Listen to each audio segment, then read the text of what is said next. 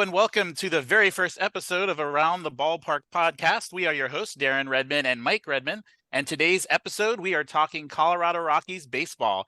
And please welcome our very special guest. He is part of the Locked On Podcast Network and host of the Locked On Rockies podcast, Paul Holden. Paul, thank you for joining us this evening.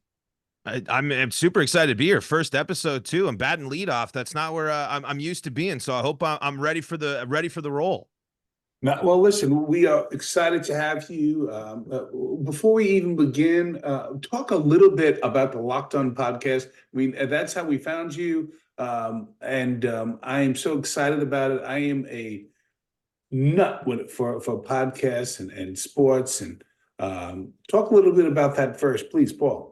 Well, Locked On's perfect for you then. Basically, the idea of the Locked On Podcast Network is to give every team a daily podcast. And this is for most of the major men's leagues. And there's women's basketball and college basketball as well. I mean, it has grown to a ton of sports, and it started as a passion project for the play-by-play announcer of the Utah Jazz, actually, David Locke. He started it all, and I've now been this will be my fourth season, but going into my third year with the network. I started right in the middle of the season a couple of years ago, there back in 2021.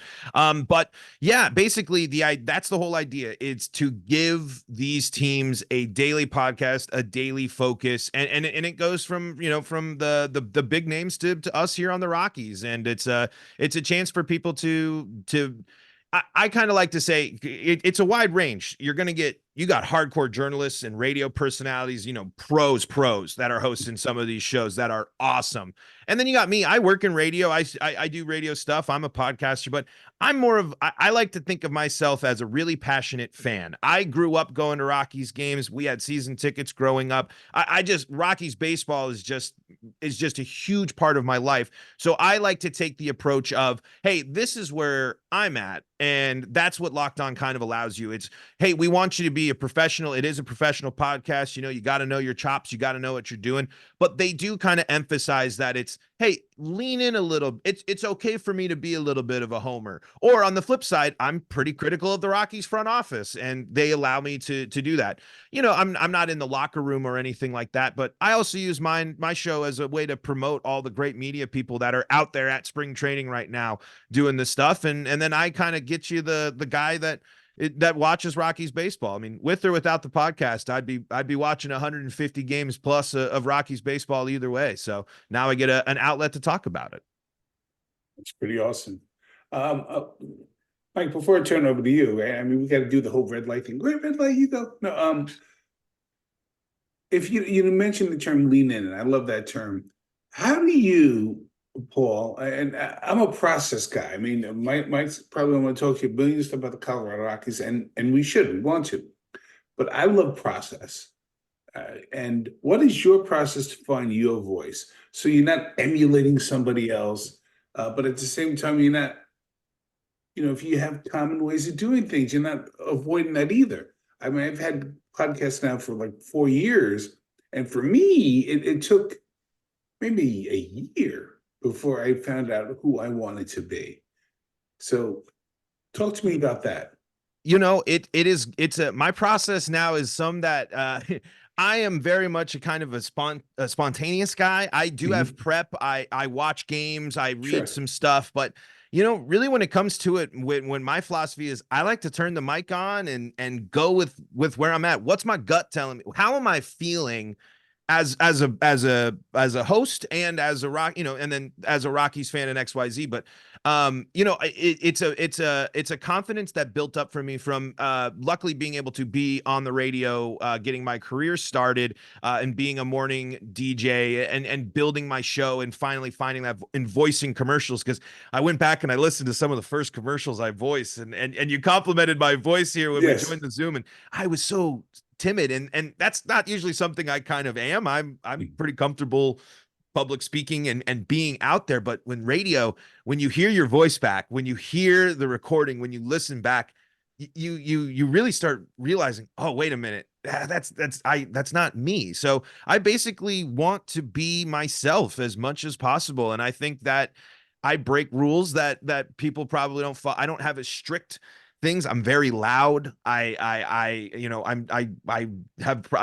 apologize to headphone users because sometimes if I get fired up, I am gonna get loud and vocal.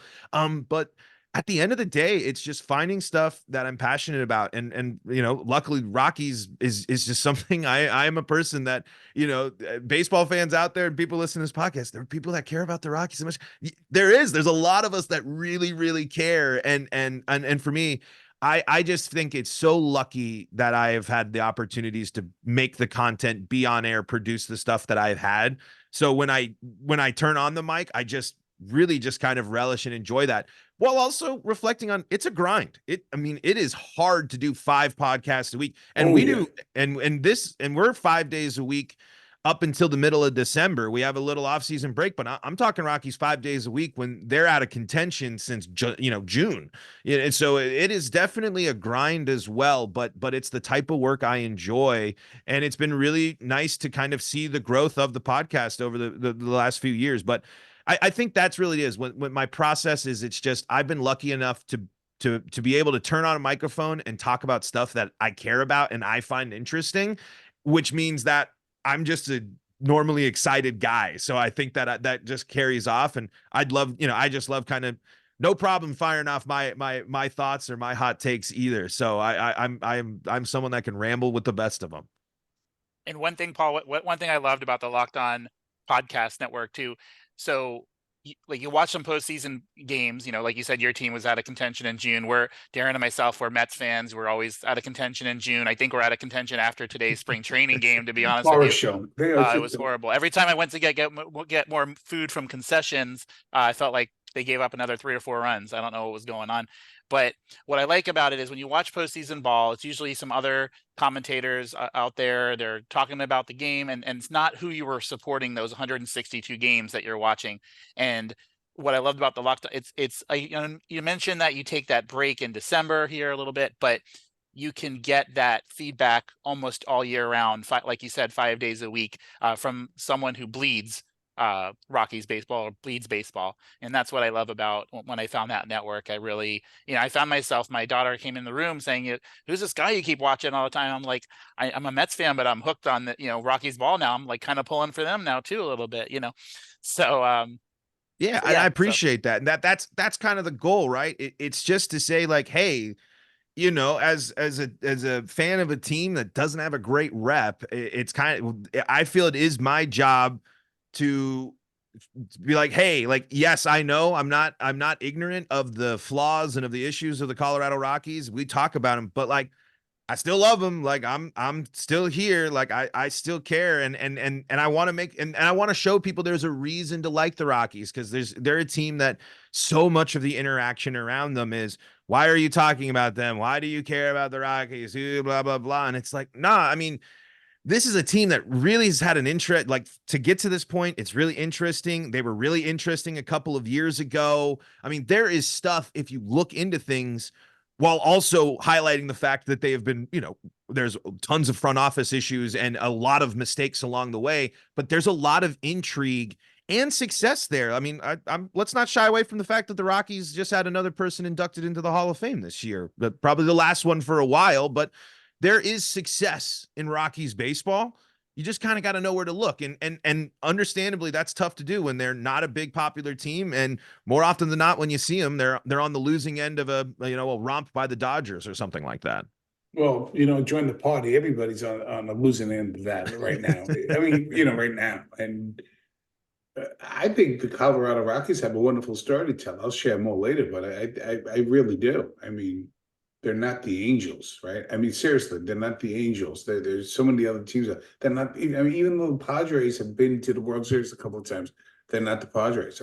Colorado Rockies are an interesting ball club, and I want to get your feedback on the upcoming year and some of the other things. But as somebody who lived out on the West Coast for 16 years before I moved back here on the East Coast, I always enjoy it. First of all, it's a great town, Denver. It's a great place to go. Been there quite a few times. And they love their Rockies up there. They love their Broncos, but they love their Rockies. Yeah. They really do.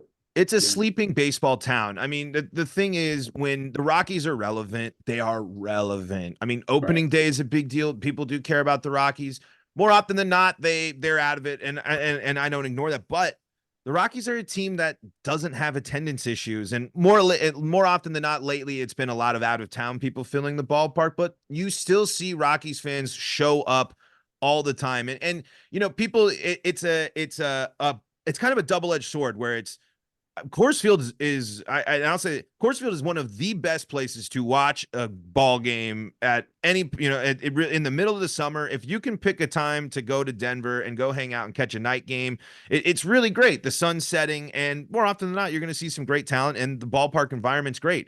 That's a pro, but at the same time, a lot of people think that that's the only focus for the Rockies is that ballpark experience because the on the field product has suffered. But man, there's a lot to enjoy about that as well. I think it's okay and great that the Rockies have a great home field environment. Of course, we want to see more winning baseball, but there are people that say, "Oh, we're going to boycott. We don't want to go there." And if that's how you want to vent your frustrations, but I'll never knock someone for wanting to go enjoy a nice ball game there at Coors Field and enjoy a beer with in great weather. You can't beat it.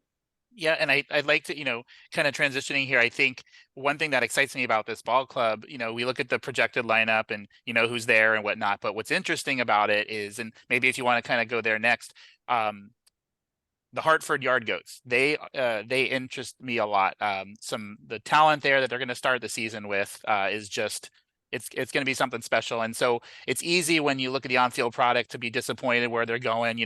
Chris Bryant potentially taking some playing time away from some of these younger guys. Same with Blackman a little bit, but when you know that that's coming, it kind of gives you that piece a little bit where some of these other teams, they may be more built now, but when you look at who's to come, you're kind of like, I don't know, this is gonna be a rough couple of years coming up. But so, obviously some of those names you want to share, I mean, I know them on my end, but if there's some of those names you want to share with those listening that to really look out for. Yeah, if you're talking minor league level, some of the Rockies' next crop of prospects is most likely starting the season at AAA or AA, which is great news for them. But man, the Rockies, what's the biggest difference, and you'll see the projections are saying that the Rockies are going to be the worst team in baseball this year. And I just have a hard time buying that. I think the team isn't going to win more than 70 games, but they are going to be a better Rockies team. Last year, going into the season, this team was sending out a lineup that included Mike Moustakas, Jurickson Profar, CJ Cron, Randall Grichuk. I mean, these are all, some of those are still fine, serviceable veteran bats, but this is a team that was old, that was playing guys on one-year deals that are expiring deals. Then the Rockies make one of the sneaky best trades of all of baseball last year in acquiring Nolan Jones, who is the name. When you're going to hear Rockies baseball this year, you're going to hear the name Nolan Jones. He is a guy that was 2020. He's got 2020 potential all the time. He's got great power. He's got a rocket of an arm, an incredible outfielder. And he is someone that's what we've been looking for in the post Arenado era. It's looking for that game changing type player. And in 100 games last year, we saw Nolan Jones change games. The Rockies lost, but Nolan Jones was stealing bags and hitting home runs. And that's the type of stuff mixed in with two other rookies last year making huge impacts. One, you're still worried about the offense, but the Rockies potentially have the best defensive center fielder they've ever had in their history. And that's after one season, but Brenton Doyle won the Gold Glove last year for center field. And if you're not familiar, go just look up Brenton Doyle defensive highlights. He covers ground insane. He's fast. He lays out. His elite defense changes games for the Rockies. Playing good defense in center field and Coors Field is incredible. The problem is he batted 200 something. He couldn't hit the broadside of a barn. But at the last month of the season, big offensive surge. Gets a couple of base hits in the first game of spring training. If his offense comes alive, he is going to be a really interesting player. And then the Rockies have a shortstop, another good shortstop, which is pretty crazy to think. That one thing that you got to give the Rockies front office credit for is they have not missed at shortstop now 3 times. They have hit on 3 shortstops, from Troy Tulowitzki to Trevor Story, now into Ezequiel Tovar. Ezequiel Tovar just turned 21 years old, and he was a Gold Glove nominee for shortstop last year, and a decent bat. He's young, but he is incredibly mature. That's what everybody talks about, his advanced maturity. And these 3 guys are poised to help take the Rockies. Instead of the Rockies losing games late, these are the type of guys that'll change the script for them, mixed with the fact that you have Ryan McMahon, someone that is still hot and cold, but is still a positive WAR all-star caliber player, Gold Glove finalist at defense. They're getting healthy at second base. The Rockies did not have one of their all-star caliber players last year in Brendan Rodgers. So you had Brendan Rodgers, a Gold Glove winner. The Rockies have potentially 5 Gold Gloves on the field on defense. So that's the type of stuff that people miss out on when you look at the rotation, because the Rockies rotation is not going to be that good. It's not going to be great, but their job is to keep games close. The Rockies are going to be, if you win a 5-4 ball game or a 7-8 ball game, that's going to work for the Rockies. Just keep the games close and not walk and give too many free bases, which is a problem for that rotation. Because unfortunately, the Rockies starting rotation, it still has a lot of question marks. There are fine arms there, serviceable arms, but if you took any Rocky starter right now, I don't think they would be any higher than a 3 or a 4 on any other team, on an elite team's rotation. Could Kyle Freeland start for another team? Absolutely. But he's certainly not a number 1 in other rotations. So yes, that's kind of the big summary of why the Rockies are a different team completely this year. And, when we're talking about front office changes, this is a team that usually stand pats at the deadline. They made 7 deals last year. They traded almost all of those guys on expiring contracts, those veteran players. For some reason, the Angels decided that was going to be the secret sauce to do that flip to get them into the playoffs last year, because the Rockies, I believe, traded 3 or 4 players to the Angels in that time. But of course, pitching gonna be a problem, but this team on defense, and hopefully this team on offense, is gonna be much better, because you mentioned it too. If Chris Bryant's healthy for a whole season, we don't know what that looks like yet. We don't know what impact that might have for the Rockies, because it hasn't. And if he does, it's gonna block playing time. But if he's performing, and we're talking wins and losses, like that'll be a plus. But there's a lot there. There's a lot of meat to that bone. There is, and I think the one wild card here in all this, and is someone who's going to be on the opening day roster, but not even in that projected opening day lineup, and that's Montero. And I know it's going to be challenging to get him in. I know we just saw his monster shot the other day, and so getting him in, if he makes himself a case here in spring training where it's like you can't keep this guy sitting much longer, it's going to get interesting and may put that added little pressure on Chris Bryant to really show up this year. So excited to look into that. And before we kind of move on from the roster and stuff, I know one thing I wanted to ask, I know Daniel Bard is going to start the season on the DL, correct? Is that? Yeah, it was knee surgery, but not as bad as a recovery time. So gonna miss spring training, probably the first month of the season. And then just because of, the injury and rehabbing, and then gearing up to getting ready. And they're going to take their time with Daniel Bard. That we know that. So I just want to throw something in there that, Michael, you probably even know what I'm going to talk about. And Paul, I love what you had to say, and this might sound counterintuitive to a lot of Colorado Rocky fans who used to seeing balls fly out of the yard, and I love that we're deadening the ball now. And in terms of what, maybe you want to talk a little bit about what they do in Colorado with the balls before the game and the higher fences.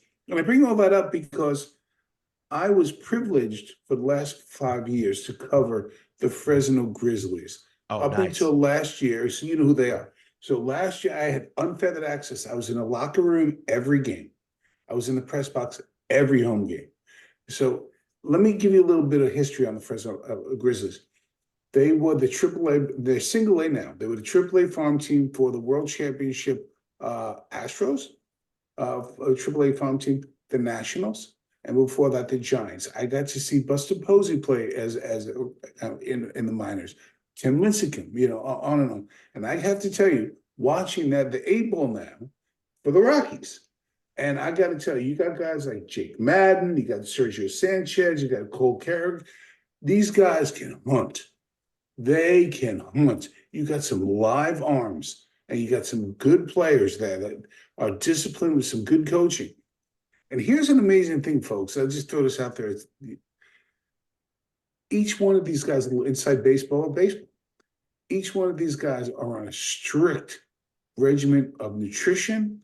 They have to be at their field at certain times, that they can only eat certain things. I don't know if you're too familiar with some of these players. They can hunt.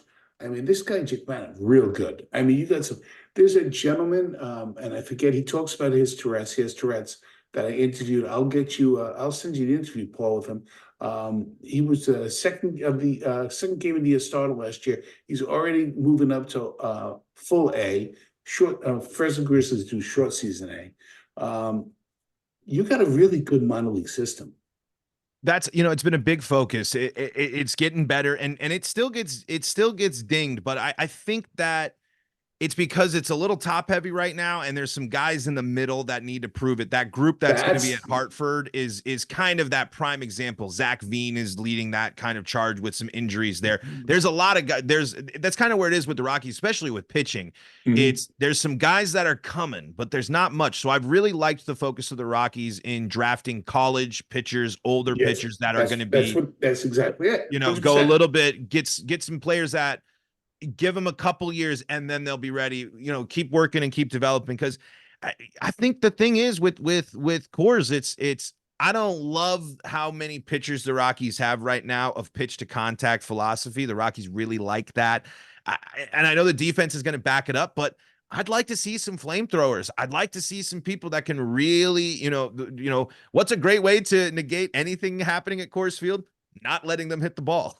So 100%. If they can't hit the ball, it's not going to do anything. But then when you have a great defense to back those players up, that's I think the sauce. I just think with the Rockies have never done enough looking into the weirdness of Coors Field. They've never, they're a team that's been slow to embrace analytics. They weren't a team that bought in and believed in analytics, and they've been growing lately, but still pretty far behind in terms of that. I just don't think the mentality has ever kind of been, let's figure out the weirdness of it. Let's really dive into the science of the difference between home and road. Let's really dive into what really works at Coors Field, because people think, oh, it's just home runs. No, the real secret, if you want to be if you want to know why Todd Helton's a Hall of Famer, he hit doubles. Amen. You live in, your ballpark is built for doubles. Yeah. And you really hit it. If you can play center field and shut those doubles down, you're gonna win. Those extra base hits are and that's the secret sauce for the Rockies too, is they'll run.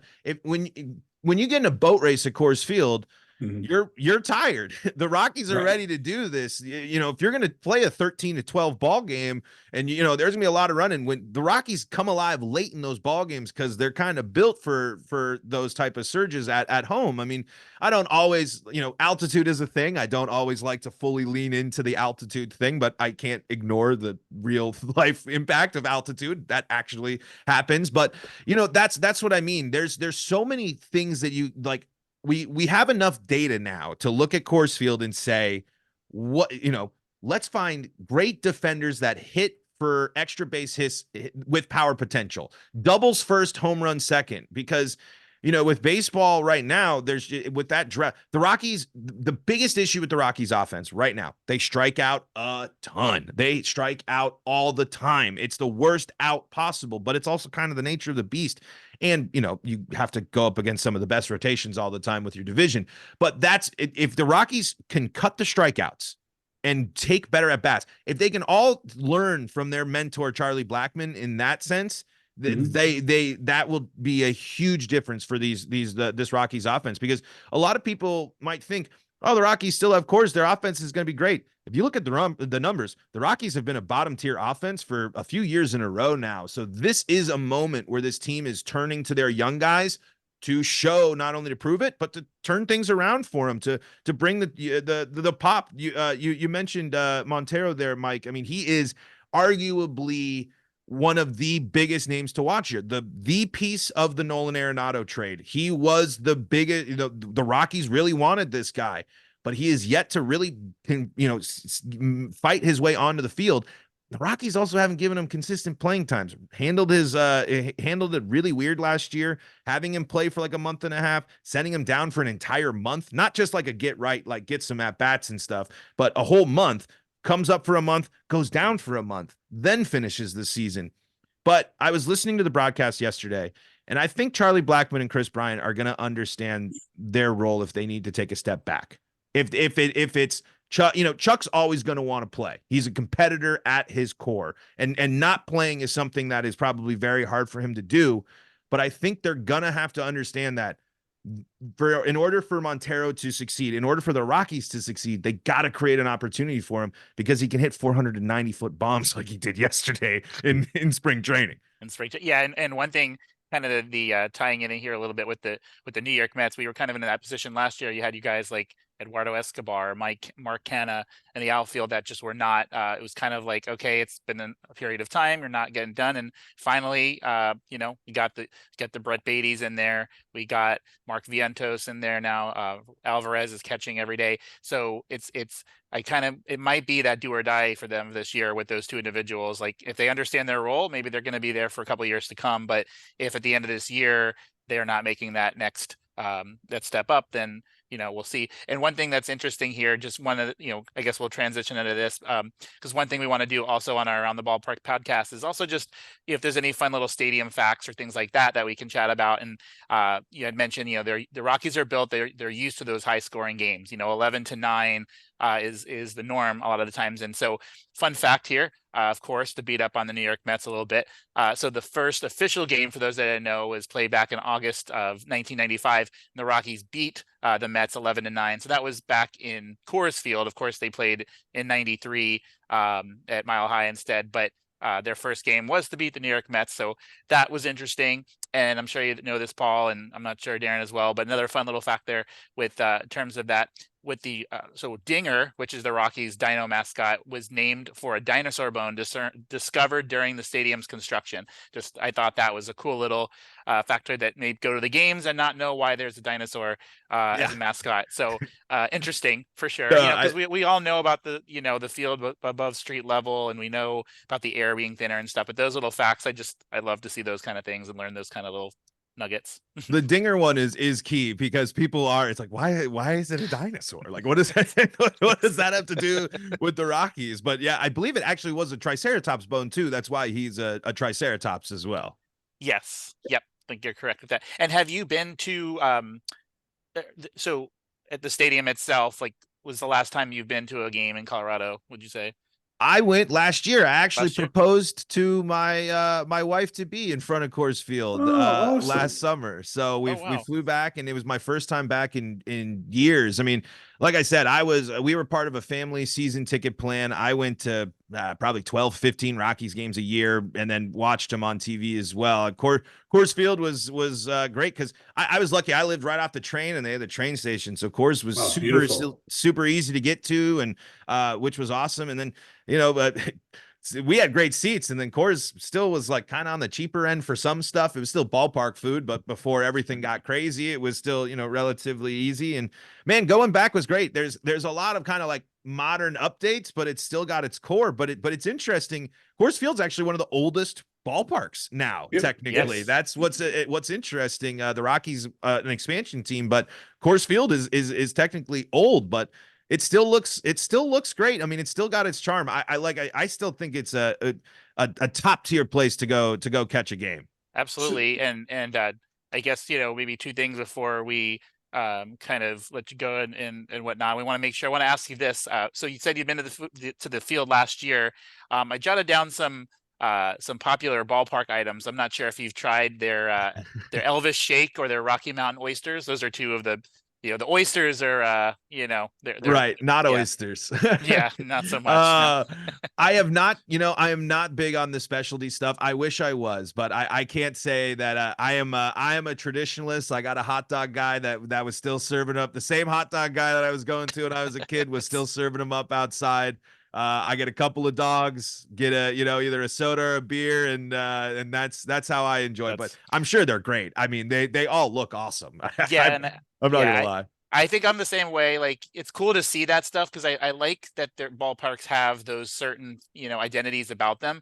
But I'm the same way. I'll go for the hot dogs. Darren and I were talking not too long ago about, but like the one thing that does not irk me, but I still can't get over if I look over to my left or my right and I'm seeing someone eating a Caesar salad or some carrots. No, don't do It's that. it's just That's wrong. It's wrong.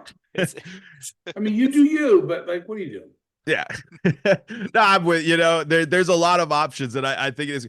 I'm actually located in Seattle, so I go to T-Mobile and catch out ballpark, the games over here. Man, they got a lot of stuff at the ballpark here Beautiful at stadium, T-Mobile. by the way. Oh yeah, Beautiful it's awesome. It is up there in my, it's a place. I got to go. I went last second to the All-Star game last year, which was such a blast too. I was really glad I did that because I was like, should I go? Should I not go? And I'm like, how often does the All-Star game just happen to be where you are? And then how often is it going to be the Rockies catcher is the one that hits the 2-run home run to put the team in the lead? So I mean, yeah, it's been a ton of fun, but I do wonder though. I'm sure Coors is due for, it won't go anywhere. Like if people are worried about stadium deals or whatever, if I understand correctly, the owner of the Rockies has a steal of a deal down there, and it is prime Denver real estate, and they just built around it. So they're going to probably do some sort of modernizing stuff, but I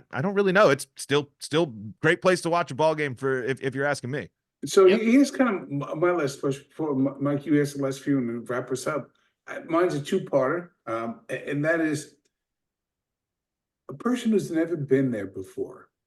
I love little things about ballparks. Like, I've been to a lot of the ballparks. I never got a chance to go to Candlestick Park when I lived out in California. It's one place I wanted to go. Been to a lot. I have a partial season ticket plan already for Fenway Park. I've been there. I love it. Nice. And I'll be back there this year. Tell people what it's like to watch a game from the rock pile. It's great because it's just it's simple. You know what I mean? It kind of it reminds you of just especially like in today's world, like we all talk a lot about high costs and everything does cost a lot, and it's like that section has stayed affordable, and it's great. It's just sit on a bleachers and watching ball. I mean, and beautiful when the weather's right. It's great. Now, if you're sitting there baking in 100-degree day in the middle of July in a day game, that's a different story. I recommend sitting in the rock pile when the sun's down and or when it's cool outside, because those bleachers you certainly can cook on. But the people around you are fans. These are real fans. Those are people that are in Denver, or people are coming into town that are visiting someone from Denver that got tickets that day. It's the whole idea of, hey, let's go to the Rockies game. Let's get a couple of tickets in the Rocks pile. It's that, you're just kind of thinking about it. You're not making a whole plan of it. It's just, let's go catch the Rockies because, it's nice that option has stayed as an affordable option to go check a baseball game out. See that before I get to my second question, that reminds me of what the Mets are doing this year. It's somewhat the same thing where you have that affordable rock pile area. The Mets are doing something, I think, this year. I think it's gonna be a long season. I think they got eliminated already, right? It's better luck next year. Might as well someone else just got injured just now. Okay. Yes, and Alonso definitely will not be back. Watch that. But the Mets made an announcement that all Saturday games will be day games, which I think is fabulous for families. I love little things like that. So important. But here's what I want to say. I've been to, like I said, Denver, Colorado, quite a few times for work and leisure. It's a great sports town. But right now, if you had to pick, give me the order. You got the Avalanche, Stanley Cup winners, right? I think you have Denver Nuggets, big NBA title winners. You got the Rockies, right? And you got the Broncos wearing the traditional stuff there. I love that, by the way. Yeah, no. Give me the 1 to 4 in terms of passion by the fan. I think without a doubt the Denver Nuggets have taken over Colorado. I mean, Nicole, Wow. there Yeah. are, I mean, and it's hard to do it because the Broncos, I still think will be number two. The Avs have a very passionate fan base, and I will say it's that. But the problem is with the Nuggets too, is the media deal, even in the local market, makes it very hard to watch those teams. The Right. Broncos get the benefit of being an NFL team now Right. owned by an insanely wealthy, an insanely wealthy group and a legacy name. They're the Denver Sure. Broncos. They The mean Broncos. Yeah. something to the NFL. The Rockies have been in fourth and will stay in fourth for a bit, but they have this. But a sold out fourth. I mean, like very popular fourth. I Right. mean, It's it's great. it's a team, but here's they are fourth, but they can jump the Avs when when Rocktober happens, it changes everything. I mean, especially that run. I mean, we Right. watched those games in class. Like it was a big deal. When the Rockies are good and relevant, it's Colorado. It's there are the passionate fans come out, but unfortunately a lot of people feel burned. There's a lot of people that really are kind of fed up with the Rockies and have just reached a point where they shrug their shoulders and just say, whatever. That there's so much stagnant there as well that they're dying for a new young team to reinvigorate them. But yeah, actually I was following Denver media and a conversation that was kind of going on last week was, is Nikola Jokic now the new face of Denver sports? Has he overtaken John Elway as Mr. Denver sports icon? So I think without a doubt, the most popular team in town is the Denver Nuggets. I think the Broncos are still there. The Avalanche are right there, though, in terms of they're a really great team, but they're kind of still figuring their stuff out, but still making the playoffs, still some of the best players. The Broncos just get to be the Broncos and are always there, unfortunately. Yes. But, the Rockies, we are coming off the worst season in franchise history last year. The first time the Rockies have lost 100 games was last year. They lose 103. They don't go and sign any big flashy free agents, and a lot of people have criticized that. I'm actually sitting here saying, like, yeah, this is the year where you don't do that. You got to see what you got cooking first. You got a good minor league. Yeah, you got to see what you got program. way too many young guys to figure out, plus this Chris Bryant contract to figure out. There's just, yes, you probably could have gotten better pitchers, sure, if you convinced them to go play in Colorado, which history has told us they don't want to pitch in Colorado. So regardless, yeah, I think it is. I think the Denver Nuggets have, which is great because they were a team that for most of my life were, yeah, the Nuggets fun, great. They had some interesting runs, had some interesting players, but certainly weren't, on they did not have a two-time MVP, potentially three-time MVP, and an NBA championship. I mean, that is, there were points in my life where that seemed just as unlikely as a Rockies World Series championship. But now the Rockies, though, I do think that there is a little small added bit of pressure now. They are the only team that hasn't gotten it done. They're a younger team compared to some of these other ones, but that they are little brother, big time. Awesome. And what we'll do then, I guess we'll take these last 60 seconds and then we will let you go ahead. A fantastic conversation. Really, really enjoyed speaking with you, Paul. So I guess in 60 seconds or less, what would you say that when are we talking the Colorado Rockies having that Rocktober? Is that 2025? Is that 2026? And what do they need to do to get to, if we look at the Arizona Diamondbacks, what they accomplished this year, they weren't the best team, but they got hot when it counted. So what do they have to do to get there? All right. To keep it simple, the young core has to continue to develop, and the Rockies have to get great production from these next crop of starters as well, with some interesting ones that they have. I personally think the next chance the Rockies are a competitive team down the stretch is probably the season of 2026, because I can see this as a season where they take their lumps, they see where they're at, and then they might build up.